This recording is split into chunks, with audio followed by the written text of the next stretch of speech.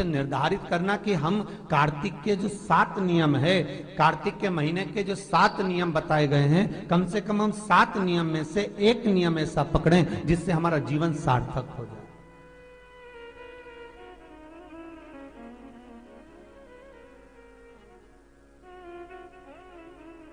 आप भले 7 नियम नहीं कर रहे कार्तिक के, भले एक नियम करो, पर वो नियम हमारा पूर्ण चलना चाहिए, उसकी नियम की पूर्णता पूर्ण होना चाहिए।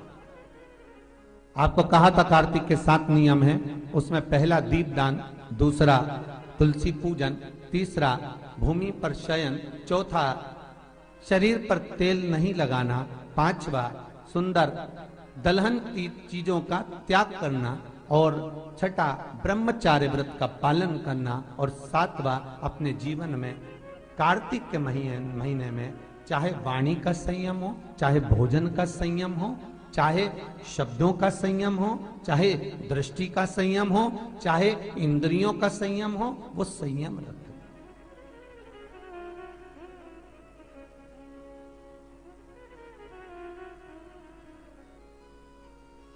वो संयम धारण करना। अब हमें ये ज्ञात करना है कि 7 नियम जो कार्तिक के महीने के होते हैं, कार्तिक माहात्म्य में जो 7 नियम बताए गए होते हैं, इन 7 नियम में से कोई एक नियम हम हमारी जिंदगी में उतार लें, कोई एक नियम हम हमारे जीवन में उतार लें, जिस नियम के बल पर हमें परमात्मा का साक्षीकरण हो जाए।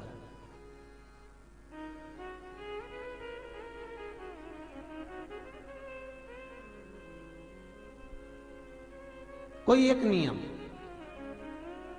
अगर आप दीप दान कर रहे हो कार्तिक के महीने में, प्रतिदिन आपने 1 महीना तक दीप दान करा महाराज, तो ये भी आपका एक नियम है। 1 महीने तक आपने जो तुलसी में जल चढ़ाया, ये भी आपका नियम है। आपने अगर वाणी पर संयम रखा है, ये भी आपका है। महाराज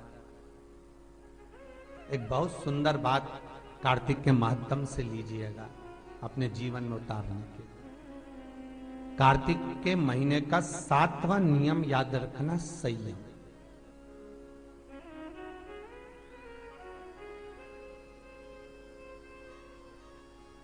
किस समय पर किस चीज का संयम होना चाहिए, ये हमारे